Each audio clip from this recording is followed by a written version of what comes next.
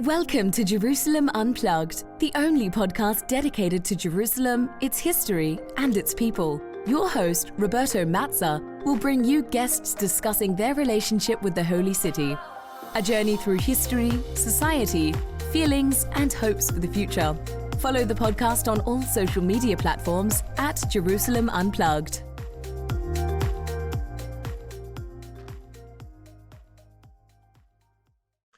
Welcome to Jerusalem Unplugged, the podcast dedicated to Jerusalem, its history, and its people. I'm your host, Roberto Mazza, and today it's a great pleasure that for the second episode dedicated to Jerusalem and outside Jerusalem, so after a trip to Gaza, today we're going to visit Nazareth, and we're going to do it with Professor Leena Dallasheh. Leena is an associate professor at the Humboldt State University, and she published a good number of works on the socio-political history of Nazareth, particularly in the period between 1940s to 1966, and then also later on. First of all, Leena, welcome. Thank you so much, Roberto, for having me. Leena, since I cannot ask what is your Jerusalem, because we're going to talk about Nazareth, but let me ask what is your connection with the city of Nazareth and how you start working on the city of Nazareth? So I grew up in the Nazareth area in a small village near Nazareth, but Nazareth has always been the kind of urban center for us growing up, for me, for my family. This is where my aunt went to high school. This was one of the first high schools in the area. So it's always had this central place, and of course as the nationalist center and for the Palestinians who are in Israel, the political center. So in that sense, I grew up with Nazareth as a part of my culture. And then when I went to grad school, I decided to try to understand more the history of the Palestinian citizens of Israel, or who become citizens of Israel in 1948, who seem to disappear from both Israeli and Palestinian histories. So I wanted to try to understand this history, and I realized that the only way to overcome the exclusion, the structural exclusion of Palestinians, is to study this history across the 1948 divide. And in order to study this history, I had to find a place that actually had records that were usable for both periods, and that actually survived the Nakba, and that eventually brought me to Nazareth, which in 1948, unlike the other Palestinian cities, is actually not depopulated, but in fact increases in population, as about 30% of its residents are now refugees from the nearby villages and from the Palestinian cities, Haifa, Tiberias, and Bisan. And the city also becomes what I'm now kind of theorizing as the reluctant city. It's a town earlier, right? It's an administrative center. It's an important Christian place, but eventually it was a 15,000 person town. It was a center for its hinterland, a market town, but it wasn't anywhere near what Haifa and Jaffa and Led and Ramli were in Palestinian imaginary, and definitely not in the same category as Jerusalem, although it shared the holy city aspect with it. But in post-1948, it ends up being the only urban center for the Palestinians who become citizens of Israel. It's the only place that they can look to for what they looked to Haifa and Jaffa and the other cities before. And it turns into the social, political, and economic center for the Palestinian citizens of Israel. So for my inquiry, for my interest in trying to understand the history of those who become citizens of Israel in 1948, it was the perfect location to explore these questions.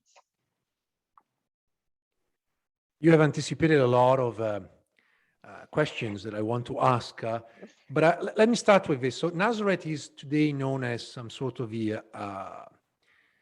Arab capital of Israel. Roughly speaking, 80,000 Arabs, Palestinians, citizens of Israel living there. But there's also a nearby town of Galil, which is, I would say, roughly speaking, 40,000 people, and this is mostly Israeli Jewish inhabitants. But before getting there, obviously Nazareth has a long history, not to mention the fact that Nazareth, as you already said, is a holy city. Christians tend to downplay somehow Nazareth in favor of Jerusalem and Bethlehem, but the reality is that for Christians, Nazareth is the place where Jesus lived most of his life, and I'm going to say something here very controversial, but probably was even born in Nazareth. I mean, the very fact that in both Arabic and Hebrew and Aramaic, which was the language spoken back in the day, I mean, Jesus was known as the Nazarene, Nostri. I think that speaks volume. But obviously, we're not going to get into the question, was it Bethlehem or was Nazareth? That we leave it with biblical Bible scholars or archaeologists. But I was wondering if you can trace for us a little bit of a recent history of Nazareth. You know, you already mentioned that it was a smaller town, but I was wondering, you know, where is Nazareth from essentially? I mean, we know that it has a long history. And so what was Nazareth before, let's say, the Mandate era, before becoming this Arab capital of Israel? So records show that there was some presence, because of this connection to Christian history, that there was some presence over the centuries. It changed, it ebbed and flowed, but there was some presence in Nazareth, but it was mostly a marginal village. And in fact, in some periods was even a Muslim village in many ways. The turning point for Nazareth is Dahr al-Umar's rule in northern Palestine in the Ottoman period, in the late 18th century, where he turned Nazareth into one of his centers. And the new regime in the Galilee that provided increased security allowed for Nazareth to actually gain prominence and prosper, because now this hinterland hillside town is actually protected from raids, and the people coming to it, trade coming to it, is able to go through. But then also Dahr al-Umar allows protections and safety for Christian institutions that now come and start building more and more Christian institutions. So the town really takes a big turn into the development of what it comes to be by the late 19th century, beginning with Dahr al-Umar, because again, this centrality in Christian imaginary and in Christian theological discourse, more and more religious organizations start centering in it. And of course, in a dynamic that is probably not very different from the dynamic in Lebanon that Osama Maqdisi talks about, there's also an inner conflict between the different Christian sects. So they all build their own institutions in the city, which is, of course, a part of the growth of the city. So if you look at the geography of the city and where are these religious institutions, you'll see that they're a part of the expansion, the geographical expansion of the city. As Schultz and others have shown, Palestine grows significantly financially and population-wise in the 19th century, in the second half, particularly the 19th century. And this development continues in Nazareth. It's still not a huge town. It is mostly Christian by the beginning of the mandate, but it still has a significant Muslim population, both in the old city and in what was developing into the new neighborhood that is called the Hara Sharqiyya, which is a Muslim neighborhood.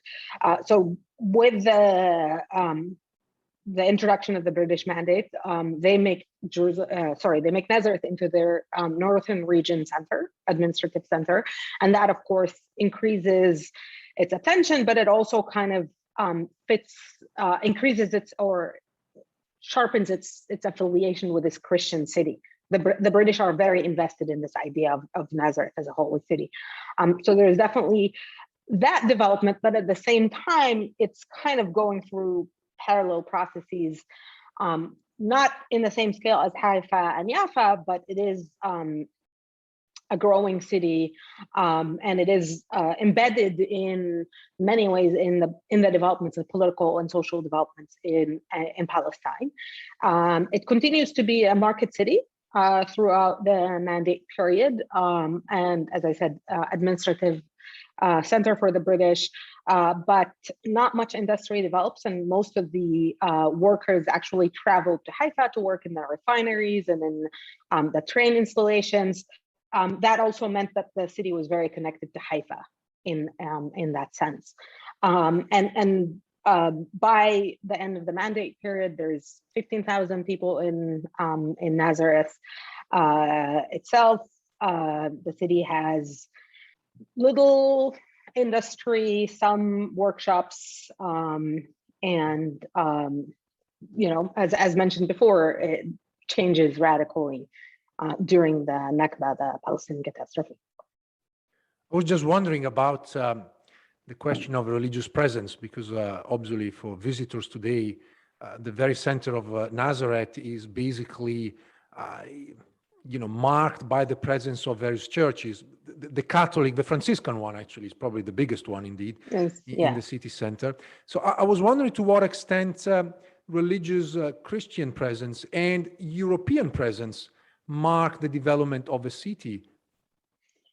That's a really good, interesting question. So one of my chapters in the forthcoming book traces the contest over the water management in the city. And the way I stumbled into this topic was by finding a telegram from the chief secretary to the British government saying, we're about to leave. This is early 48. We're about to leave, and we're leaving this holy city after 20 years of controlling it without proper water. So there's this, I think that telegram really encompasses the ways in which the British and European basically viewed themselves. So on the one hand, there's a very strong discourse, civilizing discourse, this mandate idea of kind of developing Palestine. And on the other hand, on the ground, the British did not want to invest any resources in Palestine, including in Nazareth. So in that sense, the city actually does not develop in any significant extent during the British mandate. In fact, in almost ironic way, the schools and the hospitals were all missionary schools. So there was an investment, an outside investment, but it was missionary based. And the irony is that until today, the only hospitals in Nazareth are still those same missionary school hospitals from that period. But in terms of the government efforts, then and now, they're still definitely falling short of the development discourse that they seek to present. Given the fact that Nazareth was a mixed city in terms of the religious makeup, large presence of Muslims and obviously a very important presence of Christians, I was wondering what was the role of Nazareth and its people, particularly throughout the British mandate, in terms of the development of the nationalist movement and what kind of trajectories they took around that period of time.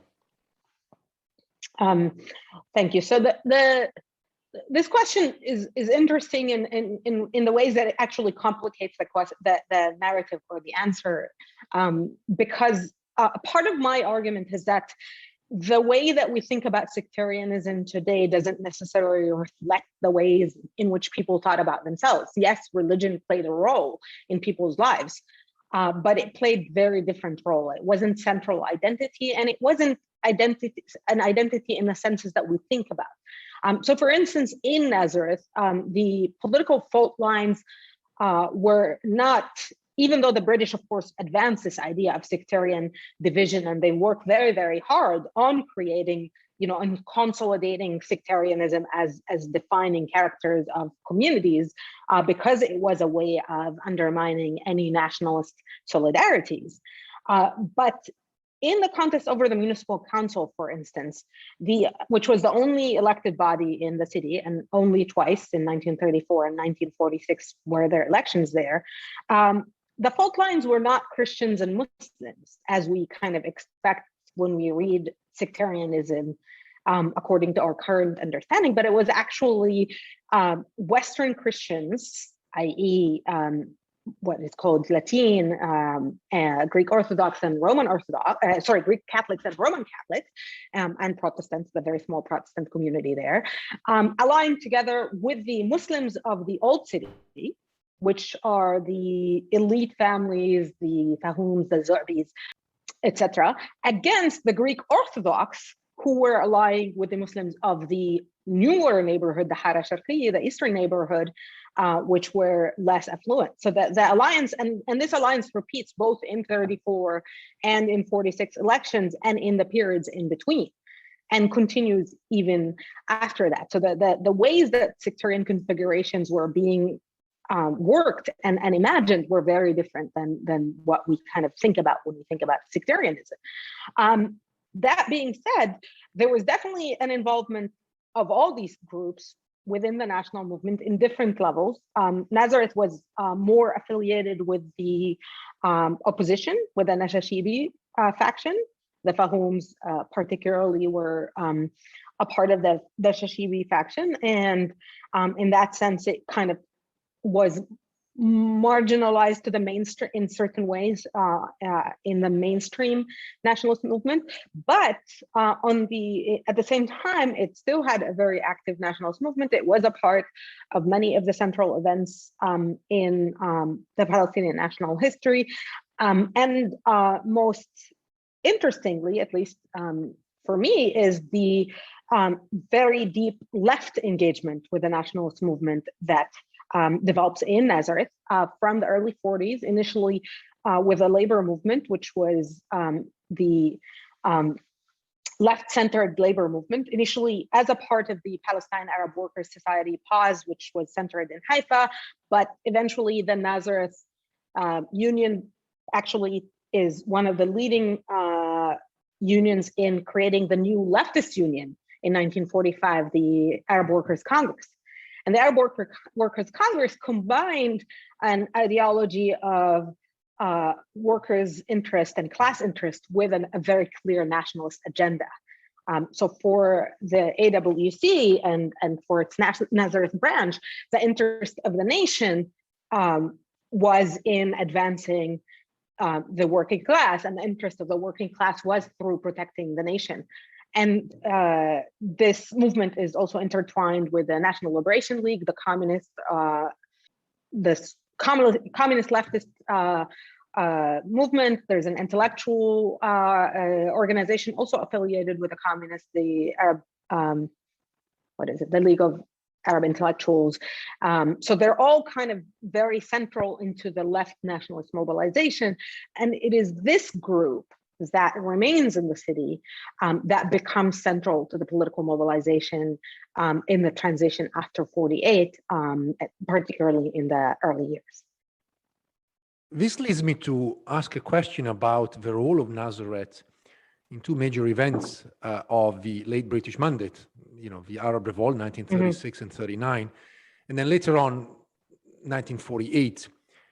Historical records suggest that Nazareth was fairly quiet. I mean, it didn't, records don't really show that Nazareth was at the very center of the revolt.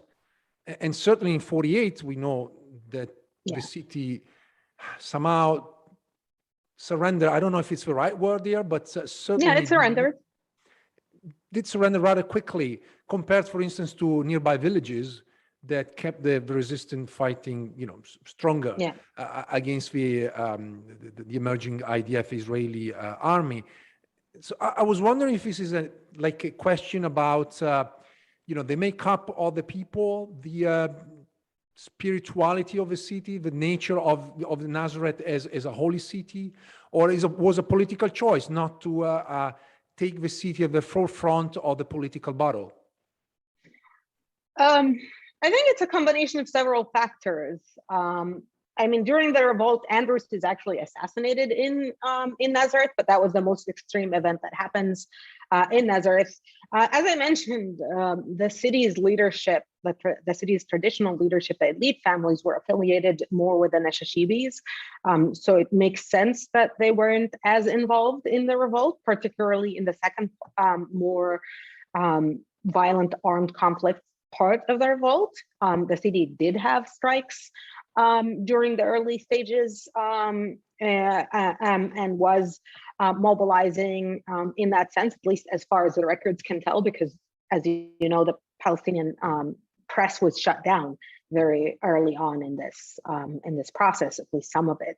But I've found records of the city being a part of the national mobilization. They had branches of the national committees, they had branches of the parties. They weren't a major city in all, they weren't a major city in Palestine in the size and extent of the city. So I think a part of it was that. 48 is a different story or a different question, I think, because there's several layers to what happens in Nazareth. So Nazareth actually surrendered without fighting at all. It's not even relative to others. It literally, there wasn't a single shot in Nazareth. But this wasn't only due to Nazareth, because Nazareth had a unit of the Arab Liberation Army stationed in the city for months. And after the fall of Shafa Amr, the Arab army actually withdrew from the city without fighting. So by the time the Israeli army was approaching from Shafa Amr to Nazareth, the army had already withdrawn from the city.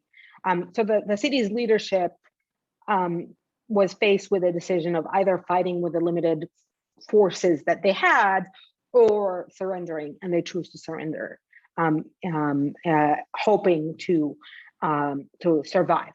Now we have to remember this is happening in mid-July.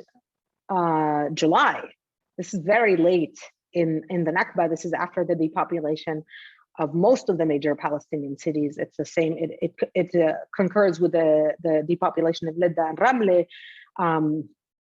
But at this late phase, I think the considerations of whether to fight or not were very complex for any Palestinian city. But then again, there's also, Mustafa Abbasi, Dr. Mustafa Abbasi argues that a part of it was the pragmatic leadership of Yusuf Fahoum, the recently appointed mayor of Nazareth at the time. And Abbasi actually attributes this pragmatism attributes the city's survival, at least partially, to this pragmatism. Another part of the story is that Nazareth, according to some records, had 20,000 refugees in it at that point, by the point that the Israelis come to it. This is a city of 15,000 that had 20,000 refugees in it. So if you think about the political imagination of the historical actors that we're thinking about, I could easily see the deep understanding of the level or the depth of the trauma of the Nakba at this point. And it is around that time that Constantine Zreit comes up with the term Ma'na Nakba, right? So at this point, it would be interesting to think through the political considerations that the leaders of the city took in making the decision to surrender or without fighting. I'm sure if you look at a picture of the surrender agreement, you'll see that the Christian religious leaders were also a part of the delegation that went and signed it. So I'm sure a part of the thinking was that this is a holy Christian city, and thus this will help protect it. And in fact, the Israelis were very much thinking about that. So in the days leading up to the occupation of the city, Ben Gurion issues a very strict order not to attack the Christian holy sites in the city, with a clear threat of punishment. An order of the day is issued before the army heads to the city, preventing harming the city. And when there's an attempt to depopulate the city, Ben Dunkelman, who was the Canadian officer leading the campaign, insisted that he had to have a written approval from Ben Gurion himself to depopulate the city, which of course never happens, which some argue is at least in part contributed to the survival of the city. I remember reading some of the documents, really also the order by Ben Gurion, and essentially order the fact that the city shouldn't have been depopulated and no expulsion should have been taken place, and very much because he was afraid of popular outcry coming from Christian countries. And I guess at the time he needed some sort of support, political support, and obviously he was very careful. And I think that worked not only in Nazareth, even though that became probably one of the most important places. Exactly. Nazareth then was disconnected with many other Palestinian centers, including Jerusalem. And so I was wondering if you have any sense of how people reacted to this sort of disconnect. Haifa remained sort of a major connection because Haifa was then, included in the emerging state of Israel. So that connection remained somehow. But then Nazareth was separated from the other major centers, whether Jenin, Nablus, and indeed Jerusalem. And I was wondering how people negotiated this kind of new settlement. Love this podcast?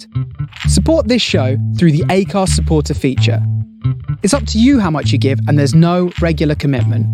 Just hit the link in the show description to support now. To clarify, Haifa at this point was the Ashel of Haifa. So the connection with Haifa was actually kind of in certain ways reversed, where Nazareth becomes the more prominent center, and many people from Haifa were refugees for the first couple of years in Nazareth itself, and eventually most of them are allowed back into Haifa. But Haifa at this point is very few thousand Palestinians who are all concentrated in one area in Haifa. And Haifa, in that sense, is also disconnected from the other Palestinian centers. I imagine the sense of trauma that comes with this absolute disconnect, right? Like, some of the files I was reading were about the buses that were in the city. So there's a prominent bus company that actually still functions, the Afifi bus company, what is now called the Afifi bus company, Al Jalil bus company. But there's all these negotiations about trying to get the buses back and trying to get the buses working. So you can understand the sense of restricted space and the lack of mobility that comes with the Nakba, with this disconnect. And then the kind of very sudden cutting off of Jerusalem from the rest of the rest of Palestine, but also the rest of the Arab world, right? Like, Jerusalem is now Jordan, but so many of the Palestinians are also now in that area that is Jordan or in Gaza. So there's multiple levels of this disconnection. But Nazareth also experiences it in one more way, I think, which is that as a holy city, it was kind of a part of the tourism route, right? Bethlehem, Jerusalem, and Nazareth. And now there are very different categories, right? And Nazareth loses some of that place because it is much harder there is tourism still that is coming through Israel, but it's a very different dynamic. It's no longer this connection that connected it to these other Palestinian cities through these pilgrims, right? Now the pilgrimage route is cut off, and an important connection. I don't know how to define it. Maybe like it's not just religious, right? There's like an imaginary geography in which Palestine functions, right? And in which Nazareth's economy in part is built on, that is now no longer there, right? That geography. And if you read some of the references of going to Jerusalem, because at some point some Christians are allowed to go to Jerusalem, to East Jerusalem for the holidays. And you read some of this imagery and you see how much this disconnect is a part of a much larger trauma of the Palestinian Nakba and shattering. I was wondering about the period between 1948 and 1967. How did the city move forward from the trauma of 1948? And, both in terms of demography, which we already discussed, that obviously absorbed a large number of Palestinian refugees, but also in terms of its structure and also in terms of relationship with the state of Israel. Because now obviously Nazareth is part of that state, and like Israeli authorities had to deal with the Palestinians living in Nazareth, I guess is also true the opposite, where Palestinians living in Nazareth had to make sense of this new arrangement. Right, right. And this is where the crux of my book actually is about how do people survive this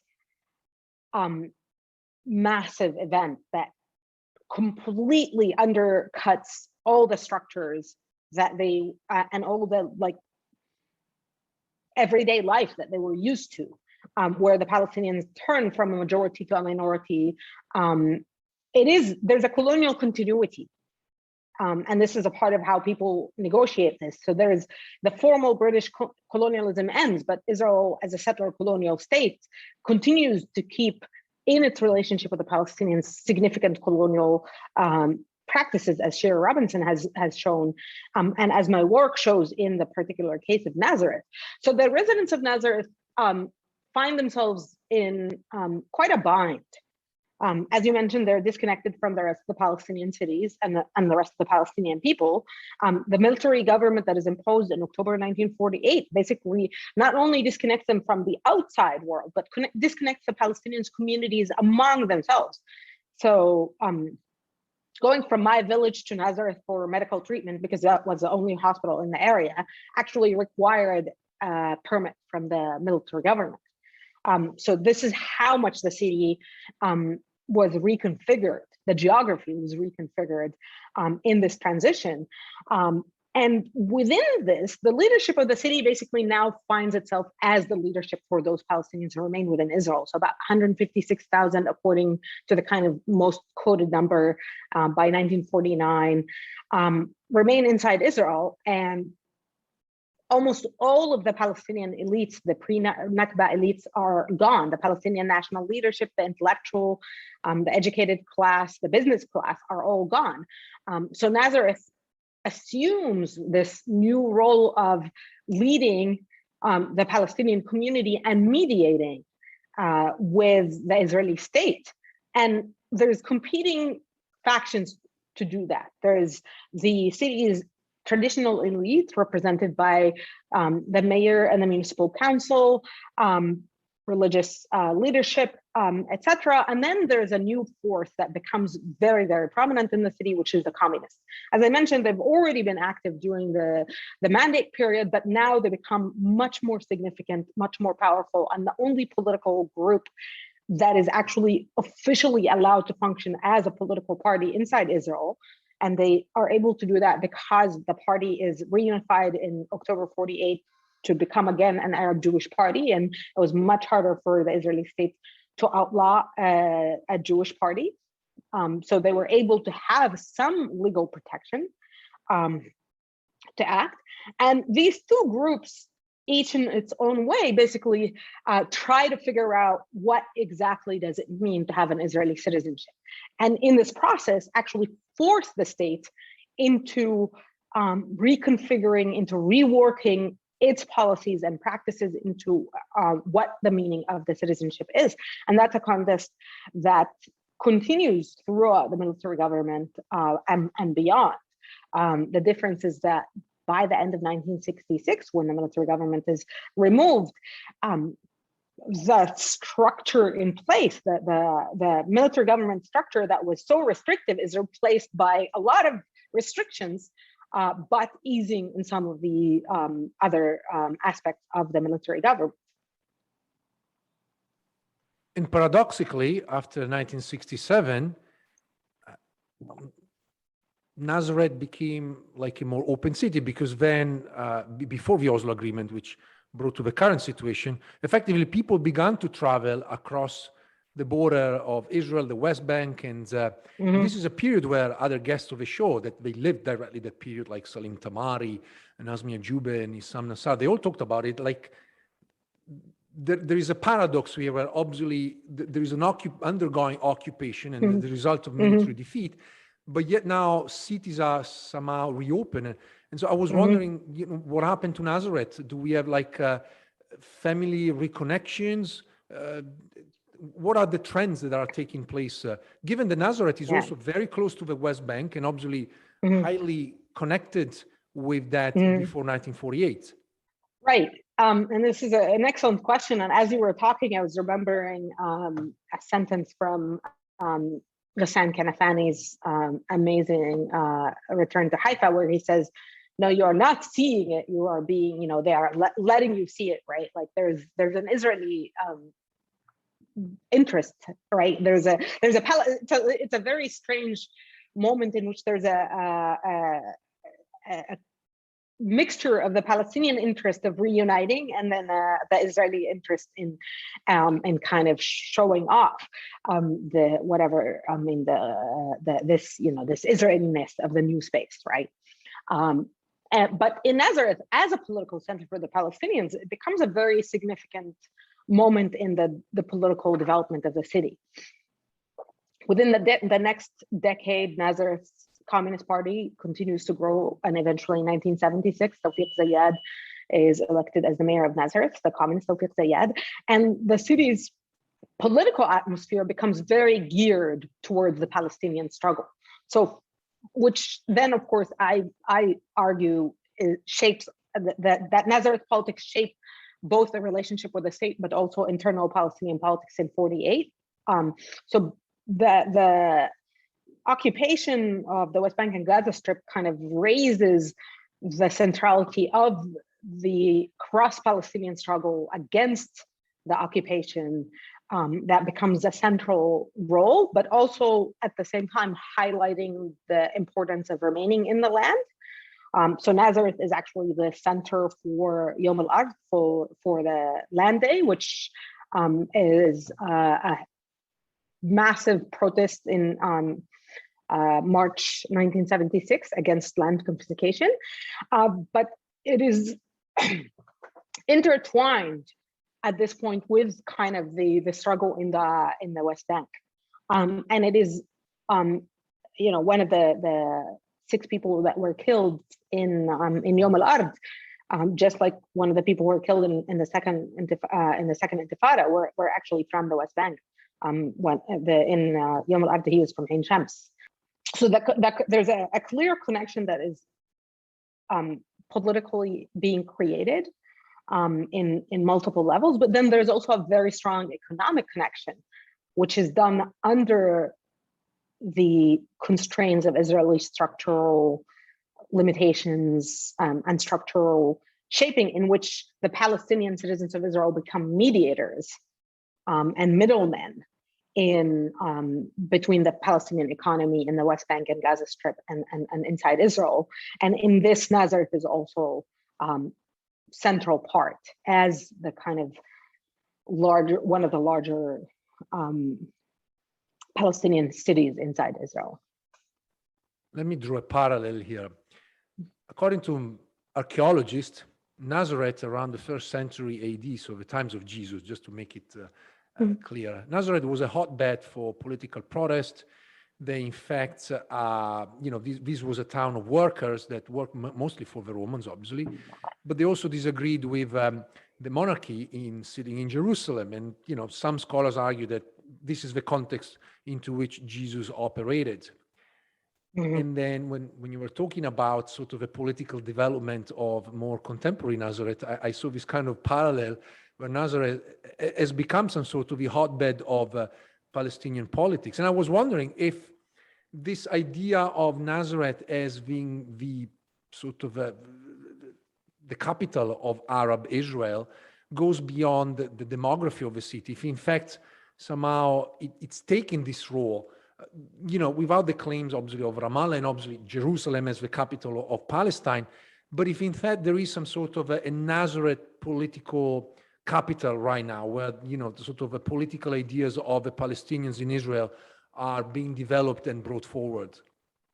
Not any longer, but for a very long time, I think that Nazareth did carry that role, especially under the leadership of Tawfiq Zayad, who was also a Knesset member, but also the mayor of Nazareth from 76 to 93 when he died. He was a charismatic, outspoken leader of Palestinian nationalist politics for a very long time, but he built on a tradition that begins already in the 40s, but really crystallizes into the center of Nazareth into the center of political mobilization for the Palestinians in the 1950s, and continues over the decades. In certain senses, Oslo undid this process, like it undid so many other things. But in certain senses, the post-Oslo period, the post-Oslo agreement period, and which coincided very closely with the death of Tawfiq Zayed. He actually died coming back from visiting Arafat in Jericho in a car accident. But this period is kind of a shift of the center of politics from Nazareth, slowly, but it has been accelerating. The latest mayor of Nazareth, the current mayor of Nazareth, has been distancing him from the Palestinian nationalist movement and from Palestinian nationalist claims.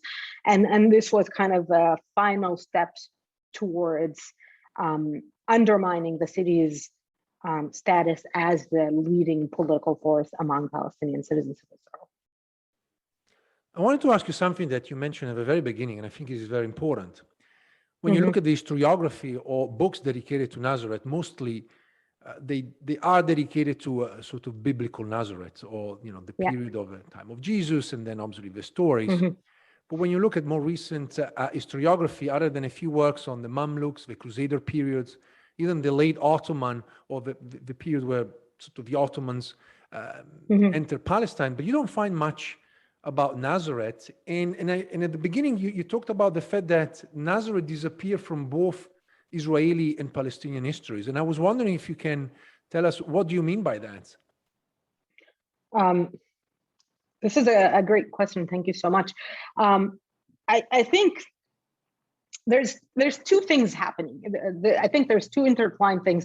There is an attention to the Palestinian cities, Jerusalem, Jaffa, and Haifa particularly, right? Whereas most of the other Palestinian cities, we started the conversation about how few people write about Gaza, how few people write about Nablus. And so the smaller Palestinian towns actually get very little attention, even in Palestinian historiography. But then Nazareth becomes doubly marginalized, because for the Israelis, Nazareth is never quite, it is a city to be controlled. It's a city to be dominated and manipulated. And this is why what was called Upper Nazareth, and now it's called Nofa Galil, is created, and it begins in 1954 in order to spatially control the Palestinians, in order to prevent it from becoming the Palestinian city.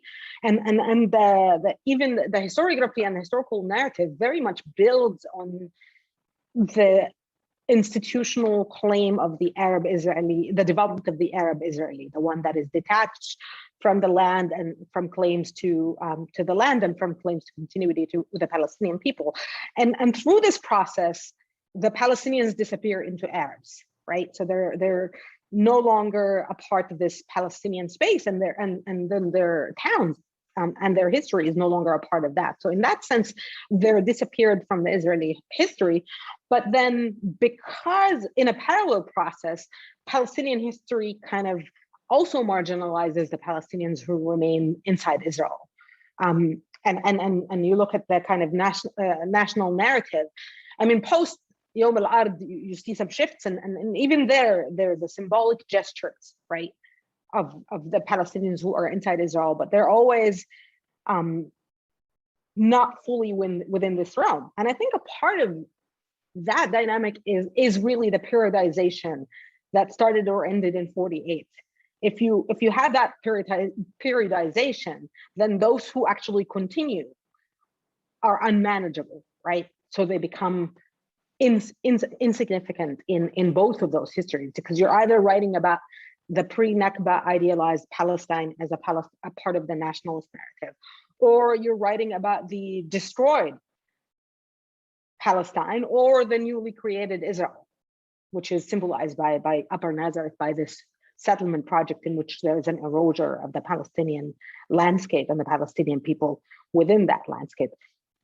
So the combination of these two, I think, has led to the fact that the Palestinians who the Palestinian geography, not only the Palestinian people themselves who become a part of this newly created state of Israel in 48, disappear from the discourses. And I think my work, and now there's others who are following, are kind of trying to challenge this narrative by challenging the periodization and arguing for continuity along with that change in the catastrophic moment of 1948. You already mentioned several times that you have an upcoming book. So I'd like to ask about the book itself. When we will be able to read it? So the book is in the revisions process, and hopefully will be resubmitted to Stanford in the next few months. And hopefully we will go from there. And so finally, Nazareth will be again on a map, on an historiographical map, with more interesting material to read. Now, we reach the end of the interview, but I want to ask you a couple of things. And as I started asking about you and your connection with Nazareth, I want to take you back to your place where you grew up. And I was wondering, in light of the fact that many guests discussing Jerusalem, they particularly Jerusalemites living in Jerusalem, they always talk about their memories, and often food is one of their most cherished memory. But I also very much aware as an Italian that every city has its own specialty. So I was wondering if you can give us a sense of the culinary specialties of the areas of Nazareth, and if you can give us just a glimpse of what are the unique dishes of Nazareth. So Nazareth claims knafe as one of its specialties. It's not the Nablsiya knafe. We don't intrude on that, but there's the knafe al-Nasr is a very famous delicacy. Nazareth is surrounded by rural areas, right? So mountainous. We're in the mountain region in Palestine. So there's a lot of agriculture and culinary developments around that agricultural products. Wara Anab is or grape leaves is a big regional important product, and in my village, friki, which is still grown and harvested in our plain, is probably one of the contenders for the top culinary achievements. Indeed, friki, one of the amazing dishes that you can eat around Palestine, which I was exposed only in the past few years, and I discovered something similar in Italy. But again, this is the ancient connections between the various regions, when the grains and ancient grains were essentially exported throughout what was the Roman Empire, and eventually it settled in some places. And I mean, that's how we got to share many dishes, despite the fact that sometimes people claim, so many differences, but actually food is one of those areas that you get to see closeness of links and connections. Yeah. One last question. We talked about obviously many things about Nazareth, but I was wondering if there's anything that I didn't ask and you want to talk about. That's a hard one. Well, you wanted to know about my next book in the last when we started talking, so I could talk about that. Absolutely. So my pet project, my next book, is actually a book about Palestinian communists, and it comes out of this book project because the communists end up being such central actors in the story of the reconfiguring of the Palestinian society inside Israel, and the story of the reconfiguring of Palestinian politics inside Israel, and the story of struggle for remaining in Palestine. And I realized that there's almost nothing about them. There's very little work about the communists, communists in Palestine in general before and after 48, other than the great work of Musa Bouderi and few others. But definitely after 48, there's very little work that actually pays attention to the Palestinian communists and the kind of dynamics that they and the roles that they play.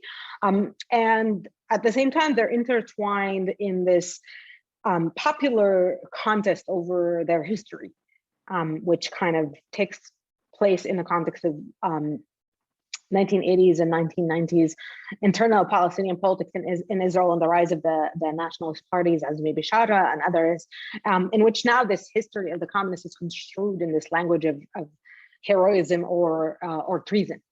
And a part of my project as a historian is undermining these dichotomies and kind of trying to explain how people function within their historical context. So this project tries to understand the communists from the Mandate period until the Oslo Agreement by placing them within both local Palestine context, in Israel, within Middle Eastern context, and in the Cold War and post-Cold War dynamics. So trying to understand them as a part of these multiple transnational settings that complicates the ways in which we can understand their actions and their ideology and the developments of those within those years. This was Leena Dallasheh, currently associate professor at Humboldt State University in California, but at the moment enjoying biking and running in Palestine. Leena, thank you so much. Thank you so much. Thanks for listening. If you enjoyed this episode and you'd like to support the podcast, please share it with others on social media or leave a rating and review. To catch all the latest, follow us on Instagram, Twitter, and Facebook @Jerusalem Unplugged. Thanks, and I'll see you next time.